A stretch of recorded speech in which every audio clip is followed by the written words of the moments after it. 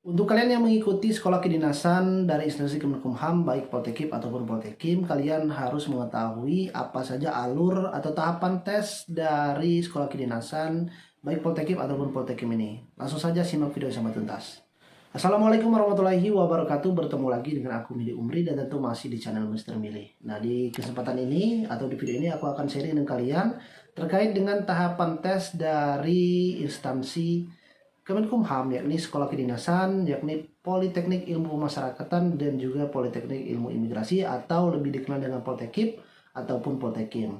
Nah, apa saja tahapan tes yang akan kalian lalui nantinya, kemudian dari tahapan-tahapan tersebut apa saja yang akan diujikan. Nah, pastikan kalian tonton video ini sampai selesai agar informasi yang dapat aku berikan dapat bermanfaat untuk kalian. Politeknik Ilmu Pemasyarakatan atau Poltekip dan juga Politeknik Ilmu Imigrasi atau Poltekim merupakan sekolah kedinasan yang berada di bawah naungan Kementerian Hukum dan Asasi Manusia atau Kemenkumham, dan sekolahnya ini setara dengan D4 atau S1, yakni sarjana terapan, dan juga masa perkuliahannya adalah 4 tahun atau 8 semester. Kemudian sekolah kedinasan ini, baik Poltekim ataupun Poltekip, itu dibuka dari jalur umum, yakni jalur bagi kalian yang baru tamat SMA atau mungkin memiliki ijazah SMA, SMK, dan juga madrasah aliyah, itu bisa mendaftar atau dari jalur umum dengan batas usia maksimal 23 tahun, dan juga dibuka dari jalur penerimaan pegawai.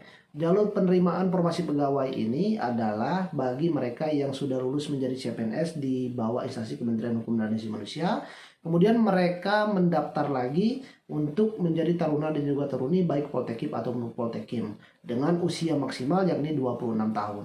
Nah, untuk kalian yang mungkin berminat mendaftar di sekolah kedinasan ini, kalian bisa melihat tata caranya, itu sudah aku buatkan videonya lengkap, jadi silakan kalian tonton beserta persyaratan-persyaratannya juga. Jadi silakan kalian persiapkan persyaratannya, kemudian tata caranya silakan kalian simak, dan kalian bisa mendaftar untuk sekolah kedinasan baik Poltekip ataupun Poltekim. Nah, selanjutnya untuk tempat tes. Tempat tesnya ini seharusnya kalau sebelum masa pandemi ini dilaksanakan di pusat. Dan untuk tempat perkuliahannya juga itu ada di Jakarta.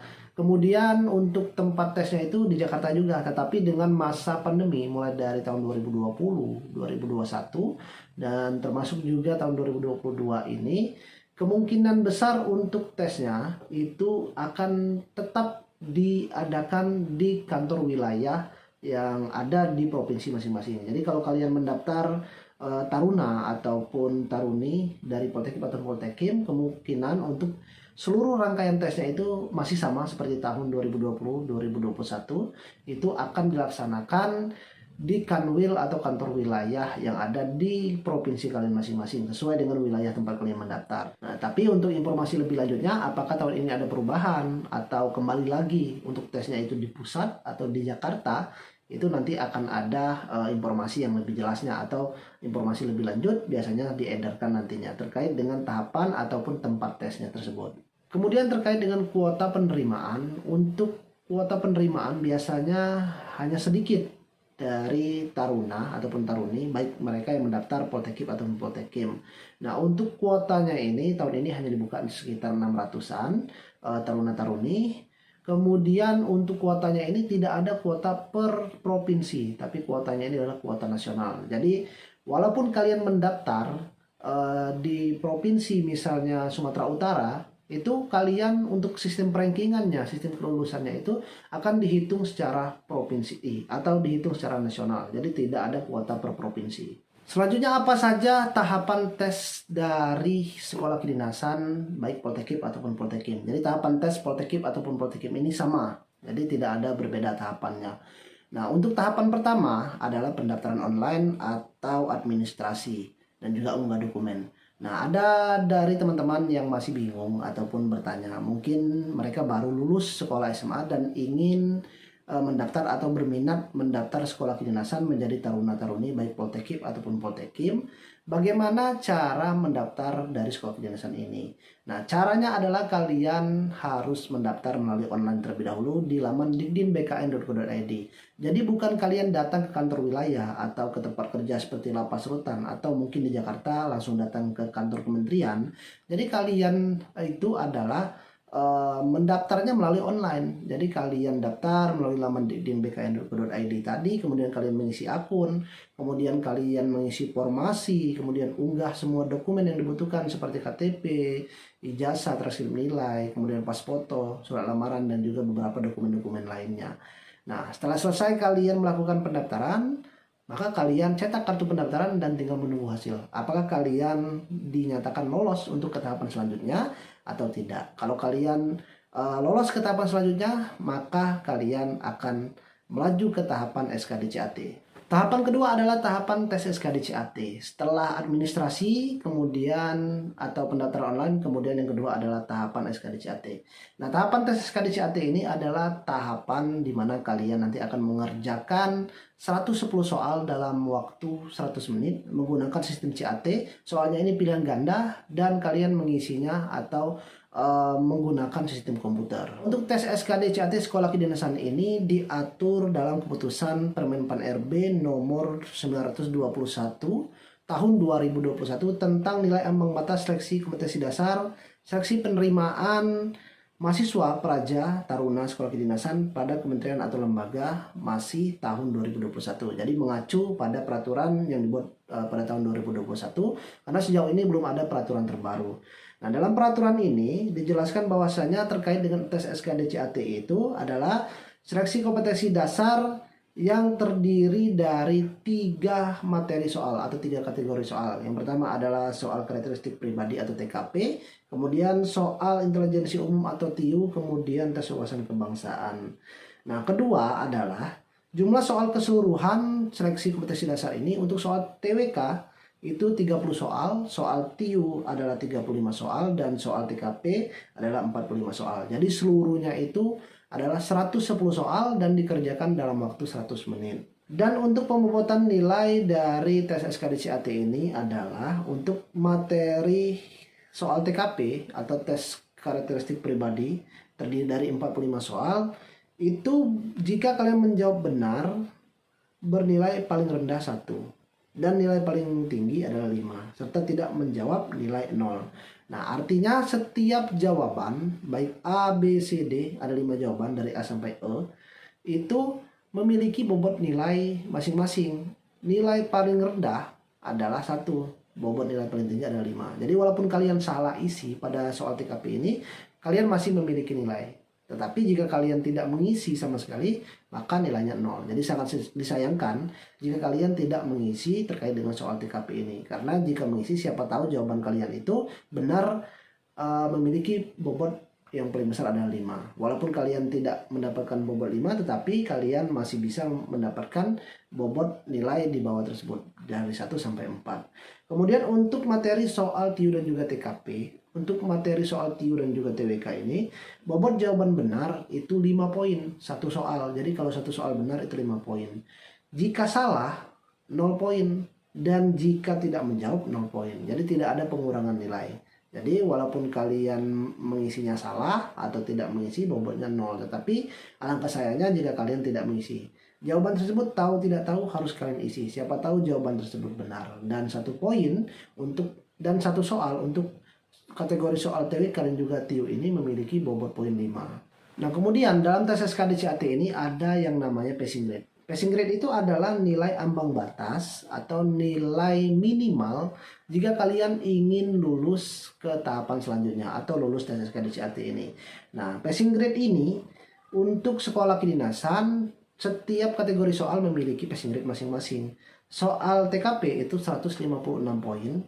Soal TIU itu 80 poin, kemudian soal TWK 65 poin. Jadi minimal nilai TWK itu minimal nilai 65, kemudian TIU itu minimal nilai 80, kemudian TKP itu 156. Nah, ketiga kategori soal tadi ini atau ketiga passing grade ini kalian harus lulus semuanya.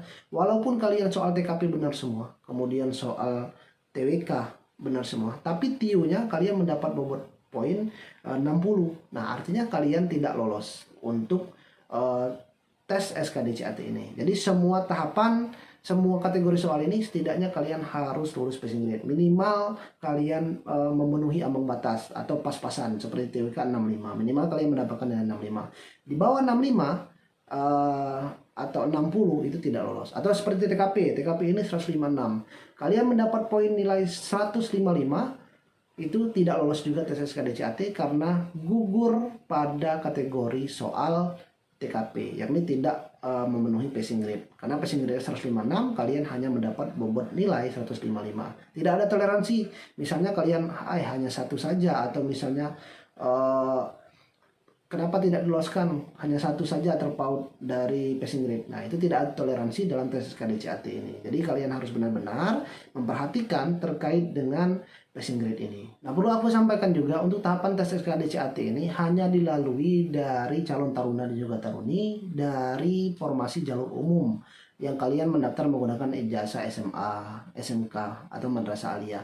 Tetapi dari jalur pegawai atau dari pelamar yang sudah lulus menjadi CPNS atau sudah resmi menjadi PNS di bawah Kementerian Hukum dan Asasi Manusia, kemudian mereka mendaftar untuk sekolah kedinasan ini, mereka tidak perlu lagi mengikuti ujian dari tes SKDCAT ini karena mereka sudah lulus menjadi PNS. Jadi mereka tidak lagi melalui tahapan tes SKDCAT ini. Nah, setelah kalian lulus passing grade, maka kalian nanti akan di ranking. Nah, ranking ini secara nasional nanti. Ranking biasanya 3 kali dari kuota formasi yang dibutuhkan. Nah, misal untuk Poltekip tarunanya itu diterima 30 orang, dikali 3, 30 kali 3 artinya hanya 90 orang yang lolos ke tahapan selanjutnya, yakni tes lanjutan. Nah, untuk dari ranking 1 sampai ranking 90 itu lolos ke tahapan selanjutnya atau lolos tes SKDCAT. Tapi dengan syarat 90 orang ini harus sudah lulus terlebih dahulu passing grade. Walaupun nilai mereka besar, tetapi mereka tidak bisa lolos sistem perankingan ini. Jadi dalam SKDCAT ini ada 2 sistem penilaian. Yang pertama harus lolos passing grade ketiga kategori soal tadi. Kedua adalah harus lolos perankingan. Jadi kalau kalian lulus passing grade, posisi kalian belum aman. Kalian terlebih dahulu nanti akan di ranking kembali. Nilai kalian dari TWK, TIU, TKP itu akan diakumulatif di total sekali, kemudian dimasukkan perankingan. Nah, perankingan ini bukan per daerah, tetapi skalanya nasional, jadi perankingan nasional. Jadi ranking 1 sampai ranking 90 itu akan lolos ke tahap selanjutnya dengan syarat mereka lolos passing grade. Nah, ada yang bertanya juga, apakah nilai dari SKDCAT ini akan digabungkan atau perankingan itu akan digabungkan bagi mereka yang dari jalur pegawai mungkin tidak mengikuti tes SKDCAT, apakah digabungkan? Jadi tidak, karena mereka dari jalur pegawai tidak mengikuti tes SKDCAT. Jadi hanya peserta yang mengikuti tes SKDCAT saja yang digabungkan untuk perankingannya secara nasional dari 33 provinsi atau kantor wilayah yang ada di Indonesia ini. Nah, untuk terkait dengan perankingan ini antara pria dan wanita itu tidak digabungkan, jadi dipisah. Perankingan SKDCAT taruni tersendiri, perankingan tes SKDCAT dari pria itu tersendiri. Jadi tidak digabungkan jadi sekali. Nah, setelah kalian dinyatakan lolos tahapan tes SKDCAT ini, yakni masuk perankingan dari 3 kali jumlah kuota yang dibutuhkan, kemudian kalian akan melanjutkan ke tahapan tes selanjutnya, yakni tes lanjutan. Tes lanjutan yang pertama adalah tes kesehatan. Nah, tes kesehatan ini adalah kalian nanti akan dicek layaknya seperti tes kesehatan pada Polri ataupun TNI. Tetapi untuk tes kesehatan ini tidak menyeluruh atau tidak spesifik seperti kesehatan dari Polri ataupun TNI. Dan kesehatannya hanya sekali, tidak ada kesehatan tahap 1 ataupun tahap 2. Jadi hanya ada satu. Nah, tes kesehatan ini menggunakan sistem gugur. Jadi untuk tes kesehatan ini bisa kalian lihat videonya, itu sudah aku buatkan lengkap satu video. Jadi silahkan kalian tonton terkait dengan apa saja yang dicek pada tes kesehatan dari formasi Poltekip ataupun Poltekim. Jadi untuk Poltekip dan Poltekim ini tes kesehatannya sama. Jadi bisa kalian lihat videonya langsung saja. Mungkin nanti akan aku letakkan di link deskripsi atau di komentar yang aku sematkan. Nah, untuk tes kesehatan ini sistemnya gugur. Nah, jadi setelah kalian melaksanakan tes kesehatan, nanti kalian menunggu apakah kalian akan lolos ke tahapan selanjutnya atau tidak. Nah, jika kalian lolos ke tahapan selanjutnya, maka tes selanjutnya adalah tes kesemaptaan. Nah, tes kesemaptaan ini adalah tes fisik. Tes kesemaptaan itu sama seperti tes dari kalian yang mendaftar CPNS, Formasi Penyekatan atau Pemeriksa Keimigrasian. Di antaranya ada Semapta A dan juga Semapta B. Semapta A itu adalah tes lari selama 12 menit. Kemudian Semapta B itu terdiri dari pull up bagi pria dan chinning bagi wanita. Kemudian ada sit up, kemudian ada pull up, sit up, kemudian ada shutter-run atau lari membentuk angka 8 dengan jarak kedua tiang yakni 10 meter. Nah, itu adalah rangkaian dari tahapan tes Semapta. Nah, jika kalian mendapatkan nilai rendah pada tes kesemaptaan ini, maka kalian tidak bisa untuk melaju ke tahapan selanjutnya. Tes kesemaptaan ini tidak ada yang namanya tes renang. Jadi untuk kalian yang mendaftar sekolah kedinasan, Poltekkip atau Poltekim, tidak ada tes semapta renang. Hanya Semapta A, lari, dan juga Semapta B ada pull up atau chinning untuk wanita, kemudian sit up, push up, dan juga ada shutter-run. Selanjutnya setelah tahapan tes kesemaptaan, lanjut lagi ke tahapan tes psikotes. Nah, tahapan tes psikotes ini terbagi menjadi dua, biasanya dilaksanakan dalam 2 hari. Ada tes psikotes tertulis dan juga tes psikotes wawancara. Tes psikotes tertulis ini biasanya kalian nanti mengisi seperti pertanyaan-pertanyaan yang essay, atau mungkin nanti kalian mengisi seperti tes tes untuk angka, tes koran seperti itu. Dan juga nanti kalian akan melaksanakan tes seperti membuat sebuah gambar atau menyambung membentuk sebuah gambar dari simbol-simbol yang telah ditentukan atau telah dibuat. Kemudian dilanjutkan dengan tes psikotes wawancara. Nah, tes psikotes wawancara ini biasanya hanya bercerita tentang pribadi kalian, keluarga kalian. Mungkin kalian akan ditanya-tanya terkait dengan pribadi diri kalian. Nah, itu pada tahapan tes psikotes. Dan lagi-lagi tes psikotes ini menggunakan sistem gugur. Jadi mulai dari tahapan administrasi, SKDCAT, kemudian tahapan kesehatan, semapta, dan psikotes itu menggunakan sistem gugur semuanya. Jadi tidak ada yang sistemnya lanjutan. Jadi jika kalian tidak memiliki nilai yang cukup untuk bersaing dengan yang lainnya, maka kalian akan dipastikan gugur pada setiap tahapan tadi. Selanjutnya, setelah kalian lolos dari tahapan tes psikotes ini, selanjutnya kalian akan melaksanakan tes WPFK atau tes terakhir. Atau kalau istilahnya dalam Polri atau TNI itu tes pantohir. Nah, ini tes terakhir ini adalah tes WPFK, wawancara pengamatan fisik dan juga uji keterampilan. Nah, dimulai dengan pengamatan fisik, nanti akan dilihat fisik kalian secara keseluruhan, kemudian cara berdiri, mungkin PBB kalian dan sebagainya. Kemudian akan diperiksa juga apakah kalian memiliki tindik, tato, dan sebagainya. Lanjutkan dengan tes wawancara. Tes wawancara ini nanti akan kalian ditanya terkait dengan mungkin kenapa kalian ingin mendaftar Taruna, atau mungkin nanti bercerita tentang pribadi kalian. Jadi untuk tes wawancara ini opsional, jadi tergantung dengan panitia ataupun pewawancara yang nanti yang akan mewawancara. Jadi tidak ada kisi-kisi khusus atau dan sebagainya. Yang pasti kalian pelajari terlebih dahulu secara umum saja tentang Poltekkip ataupun tentang Poltekkim atau tentang Kemenkumham. Jadi secara umum, tidaknya kalian mengetahui siapa Menteri Hukum dan HAM, kemudian dalam Poltekkip itu ada berapa misalnya jurusan dan sebagainya. Jadi seperti itu. Kemudian dilanjutkan yang terakhir adalah tes uji keterampilan. Nah, tes uji keterampilan ini ada beberapa teman-teman yang bertanya, apakah semua keterampilan bisa atau hanya silat? Jadi semua keterampilan bisa, tidak hanya sebatas dengan silat atau mungkin kalian memiliki ilmu bela diri. Jadi kalian keterampilan nyanyi, puisi, membaca Al-Quran, atau mungkin kalian bisa ceramah, membawa acara, atau mungkin bermain alat musik, bermain olahraga. Itu semuanya bisa kalian tampilkan, jadi tidak ada batasan. Itu untuk uji keterampilan. Nah, kemudian untuk keterampilan ini apakah diwajibkan ada sertifikat? Jadi sertifikat itu tidak wajib.